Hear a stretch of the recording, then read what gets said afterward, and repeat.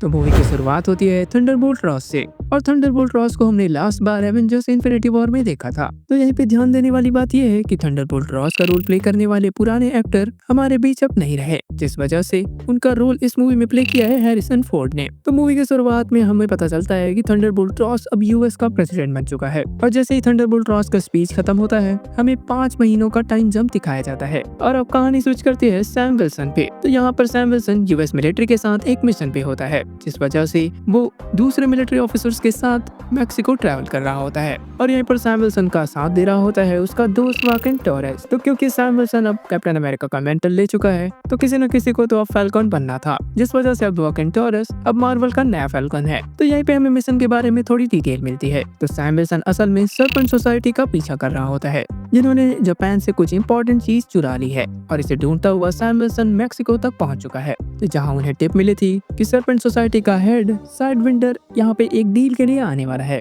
और ठीक ऐसा ही होता है, और जिसके फौरन बाद सैम विल्सन वहाँ पे अटैक कर देता है। और यहाँ पर सैम विल्सन को उसका नया कैप्टन अमेरिका सूट वकांडा की तरफ से मिला होता है। और वहाँ पे मौजूद बहुत सारे टेररिस्टों को हराने के बाद सैम विल्सन फाइनली उन टेररिस्ट के बॉस यानी साइडविंडर के पास पहुंच जाता है। यहाँ पर वो कंटेनर कैप्टन के हाथ तो लग जाता है, मगर इस बीच साइडविंडर उससे बच के भाग जाता है। और इस मिशन में कैप्टन का अच्छा खासा साथ दिया था वाकिन टोरेस ने, जिससे सैम विल्सन काफी खुश होता है और उसे सीधा ले जाता है अपने दोस्त आइजिया ब्रैडली से मिलाने के लिए। तो वाकिन टोरेस जैसे ही आइजिया ब्रैडली से मिलता है, पहले तो उसे वो लाइटली लेता है, मगर सैम बताता है कि वो कैप्टन अमेरिका के बाद दूसरा ऐसा शख्स था जिसे सुपर सोल्जर सीरम दिया गया था। और सुपर सोल्जर बनने के बाद यूएस मिलिट्री ने उसे 30 साल तक कैद में रख के उसके ऊपर अलग अलग तरीके के एक्सपेरिमेंट किए थे। तो टोरेस जैसे ही इस बात को सुनता है, वो काफी दंग रह जाता है और वो आइजिया ब्रैडली से ये क्वेश्चन करता है कि आखिरकार यूएस गवर्नमेंट ने आपके साथ ऐसा क्यों किया। जिस पर आइजिया ब्रैडली उसे बताते हैं कि उसने एक के बाद एक बहुत सारे ऐसे सक्सेसफुल मिशन करे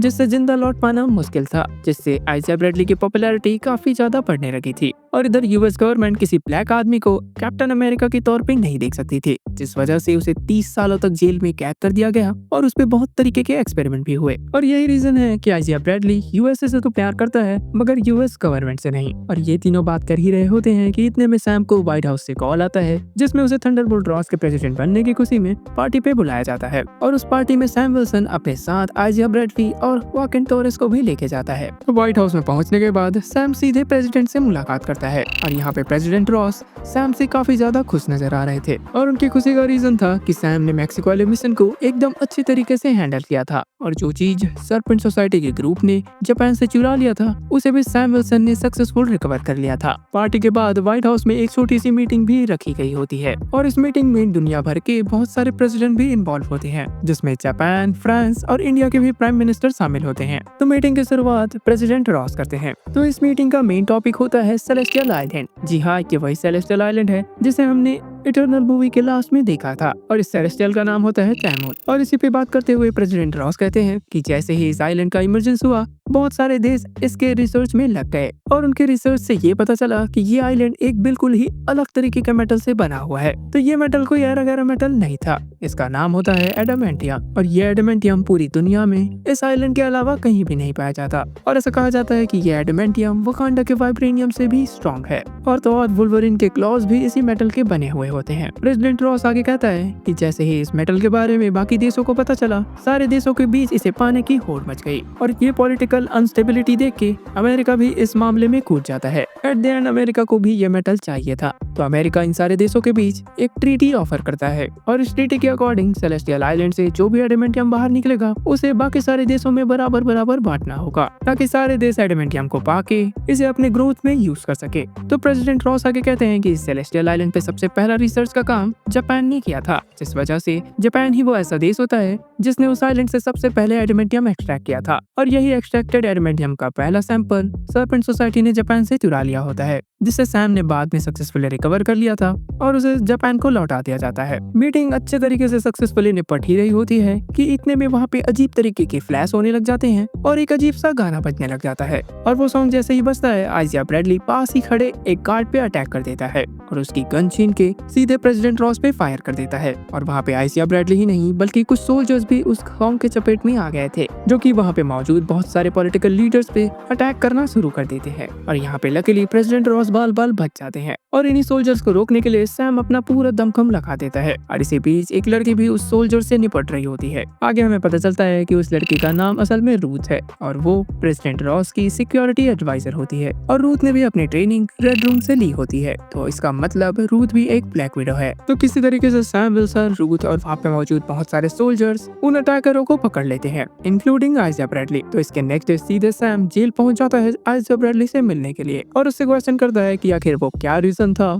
जिस वजह से उसने सीधे यूएस के प्रेसिडेंट पे ही गोली चला दी। और यहाँ पे आइजा ब्रैडली का स्टेटमेंट बड़ा ही चौंकाने वाला होता है क्योंकि आइजा ब्रैडली को कुछ भी याद नहीं होता कि उसने वहाँ पे वो अटैक क्यों किया था। यहाँ पे आइजा ब्रैडली ने सीधे प्रेसिडेंट पे गोली चलाई थी जिस वजह से आइजा ब्रैडली को जेल में डाल दिया गया होता है। तो यहाँ पे सैम अपने दोस्त से ये वादा करता है कि वो जल्द से जल्द इसके पीछे की असली सच्चाई जान के उसे इस जेल से बाहर निकालेगा। उसके बाद सैम विल्सन सीधे टॉरेस के पास जाता है और उससे उस दिन व्हाइट हाउस की सारी सीसीटीवी फुटेजेस निकालता है और यहाँ पे असली झोल इन सब के सामने आता है। तो ये देखते हैं कि मीटिंग से पहले जब आइजा ब्रैडली अपना फोन चेक कर रहा होता है तब आइजा का फोन अजीब तरीके से ब्लिंक कर रहा होता है और आइजा ही नहीं बल्कि वहाँ पे मौजूद कुछ सोल्जर्स के भी फोन वैसे ही ब्लिंक कर रहे होते हैं। और यहाँ पे सैम ये भी नोटिस करता है कि इन लोगों ने फायरिंग तभी स्टार्ट की थी जब वो अजीब सा भद्दा म्यूजिक बजना शुरू हुआ था, जिससे सैम और टॉरेस को ये तो पता चल जाता है कि इसके पीछे जरूर किसी न किसी बाहर वाले का हाथ है। और ये सब काम निपटा के सैम जैसे ही अपने घर की तरफ जा रहा होता है तभी इस पर साइडविंडर अटैक कर देता है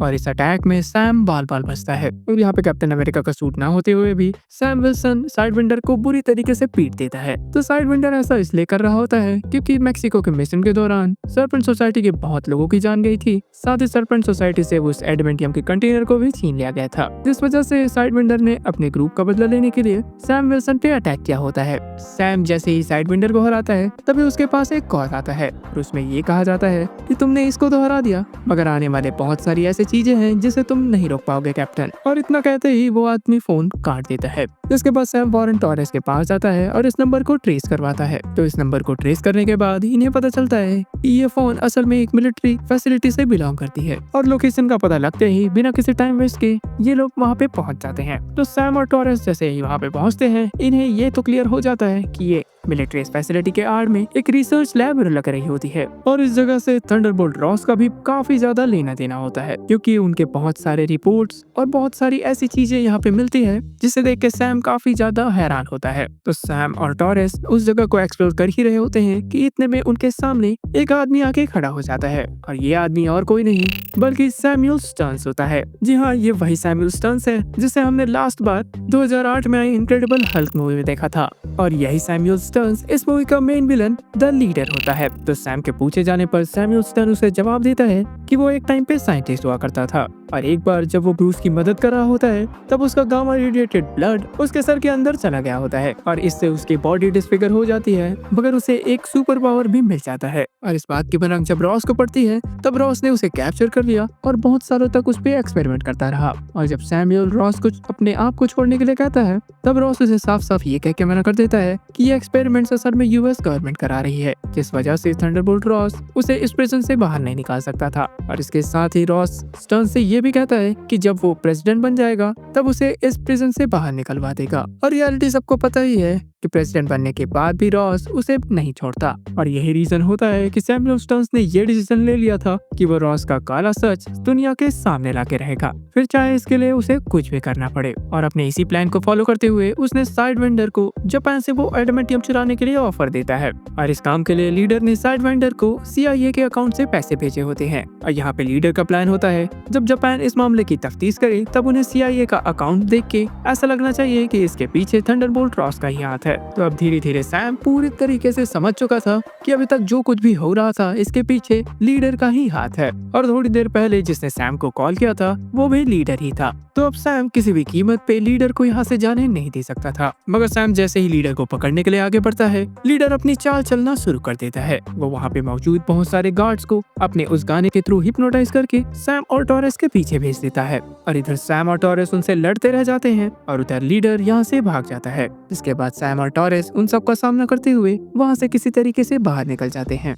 और इसके बाद हमें पता चलता है कि द लीडर के प्लान के अकॉर्डिंग जापान को अब ठीक ऐसा लग रहा होता है कि इस एडमेंटियम की चोरी के पीछे थंडरबोल्ट रॉस का ही प्लान है, क्योंकि जापान ने लीडर के प्लान के अकॉर्डिंग CIA का नाम उस पेमेंट लिस्ट में देख लिया होता है। और इसका पता लगते ही जापान के प्रेसिडेंट US की ट्रीटी को तोड़ देता है और उस सेलेस्टियल आइलैंड पे अपनी आर्मी भेज देता है, क्योंकि अब वो चाहते थे कि USA से पहले अब सारा का सारा एडमेंटियम जापान अपने कब्जे में कर ले। और ये खबर जैसे ही रॉस के कानों पे पड़ती है वो भी सीधे अपनी मिलिट्री को लेके इंडियन ओशन की तरफ निकल पड़ता है। और अब पूरी दुनिया की नजर जापान और USA के मिलिट्री पे थी, क्योंकि अब किसी भी वक्त उन दोनों के बीच एक बड़ा सा वॉर छिड़ सकता था। और ये बात जैसे ही सैम और टॉरेस को पता चलती है वो दोनों एकदम सूट अप होके सेलेस्टियल आइलैंड की तरफ निकल जाते हैं। और वहाँ पे पहुँच के सैम सीधे प्रेसिडेंट से मिलता है और उनसे कहता है कि वो ऐसा ना करे, क्योंकि एक गलती के चक्कर में दोनों देशों के बीच एक वॉर वाला सीन क्रिएट हो सकता था। इधर दूसरी तरफ लीडर एक मिलिट्री पर्सन के घर पे घुसता है और उसका फोन लेके 2 एयरफोर्स पायलट को कॉल करके उन्हें हिप्नोटाइज कर लेता है।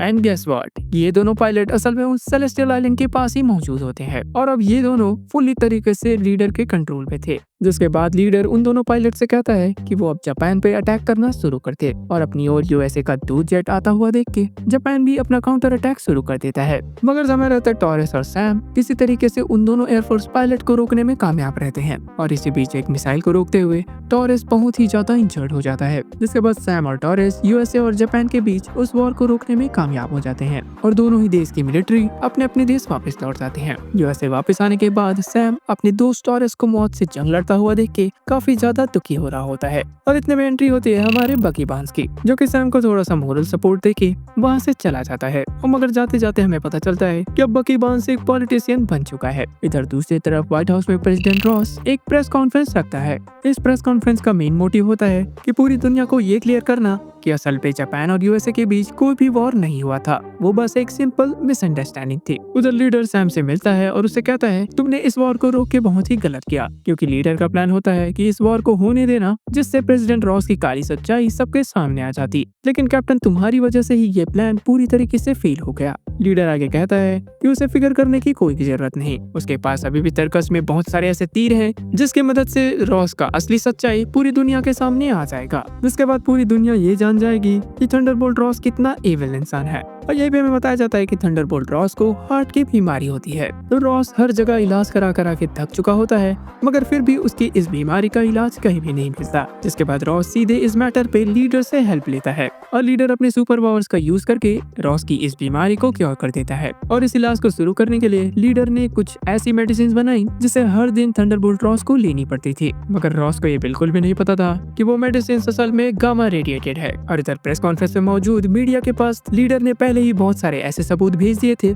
जिसे देख के रिपोर्टर्स एक के बाद एक प्रेसिडेंट पे सवाल करने लग जाते हैं। और इन सवाल जवाब के चलते प्रेसिडेंट रॉस की हालत एकदम से खराब होने लग जाती है और देखते ही देखते वो एक रेड हल्क में ट्रांसफॉर्म हो जाते हैं। और फिर क्या था, रेड हल्क एकदम से बेकाबू हो जाता है और आसपास पूरा तबाही मचा देता है। उसके सामने वहाँ पे 2 मिनट भी कोई टिक नहीं पा रहा होता और हल्क को इधर आउट ऑफ कंट्रोल जाता देख के सैम विल्सन ठीक वहाँ पे पहुंच जाता है और अपने टैक्टिक्स रेड हल्क पे यूज करता है। और इसी दौरान हमें रेड हल्क और सैम विल्सन के बीच एक तगड़ी फाइट देखने को मिलती है। सुपर सोल्जर सीरम ना होने के कारण सैम विल्सन यहाँ पे रेड हल्क के सामने काफी कमजोर दिखाई दे रहा होता है। जिसके बाद रेड हल्क ने कैप्टन अमेरिका के सीट जमीन में गाड़ दी, इसके साथ ही वाइब्रेनियम से बने वो सूट्स भी उखाड़ दिए। जिसके बाद उसके सूट में पूरी तरीके से इकट्ठा हुए काइनेटिक एनर्जी को वो हल्क के ऊपर ब्लास्ट करता है, मगर इसके बावजूद हल्क एक बार फिर से फाइट करने के लिए उठ जाता है। इसके बाद सैम ने थंडरबोल्ट रॉस को उसके पॉजिटिव साइड्स को याद दिलाया, इसके साथ ही उसकी बेटी रॉस का भी याद दिलाया और अपनी बेटी का नाम सुन के फाइनली थंडरबोल्ट रॉस एक बार फिर से अपनी नॉर्मल फॉर्म में आ जाता है। और ये सारी चीजें खत्म होने के बाद सैम विल्सन अपने दोस्त आजिया ब्रैडली को भी जेल से बाहर निकलवा लेता है। और इन सारे इंसिडेंट्स के बाद थंडरबोल्ट रॉस को राफ्ट प्रिजन में डाल दिया जाता है और ये प्रिजन ठीक वही प्रिजन है जिसे हमने कैप्टन अमेरिका सिविल वॉर में देखा था। इधर थंडरबोल्ट रॉस भी अपने किए पे काफी पछता रहा होता है। जिसके थोड़े दिन बाद सैम उस राफ्ट प्रिजन में थंडरबोल्ट रॉस से मिलने जाता है, मगर यहाँ पे ट्विस्ट ये था कि उसके साथ एक मेहमान भी गई हुई होती है और वो होती है थंडरबोल्ट रॉस की बेटी रॉस। तो जिसके बाद बेटी रॉस और थंडरबोल्ट रॉस के बीच हमें एक इमोशनल कन्वर्सेशन दिखाया जाता है और बेटी रॉस को हम 2008 वाले इनक्रेडिबल हल्क के बाद पहली बार एमसीयू में देख रहे हैं। और यहाँ ये मूवी एंड हो तो जाती, मगर एक बार फिर से मार्वल मूवी का प्रचलन है कि हर मूवी में हमें एक पोस्ट क्रेडिट सीन देखना ही पड़ता है। तो इस पोस्ट क्रेडिट सीन की शुरुआत ठीक उसी जेल से होती है जिस जेल में थंडरबोल्ट रॉस को रखा गया है, यानी राफ्ट से। तो यहाँ हमें दिखाया जाता है कि इसी जेल में द लीडर को भी रखा गया है। और उससे मिलने के लिए जब सैम वहाँ पे पहुँचता है तब लीडर सैम से कहता है कि तुम्हें लगता होगा कि तुमने मुझे पकड़ के सारी मुसीबतों का अंत कर दिया है, मगर मैंने अपने दिमाग का यूज करके भविष्य में होने वाली सारी प्रोबेबिलिटीज को देख लिया है और इसीलिए मुझे पता है कि वो सब जल्द ही अर्थ पे आ रहे हैं और वो लोग जब आ जाएंगे तब उन्हें तुम रोकने में नाकामयाब रहोगे। तो ये बात सुनकर सैम विल्सन काफी कंफ्यूज दिखाई देता है और वो लीडर से कहता है कि आखिरकार तुम बात किसकी कर रहे हो।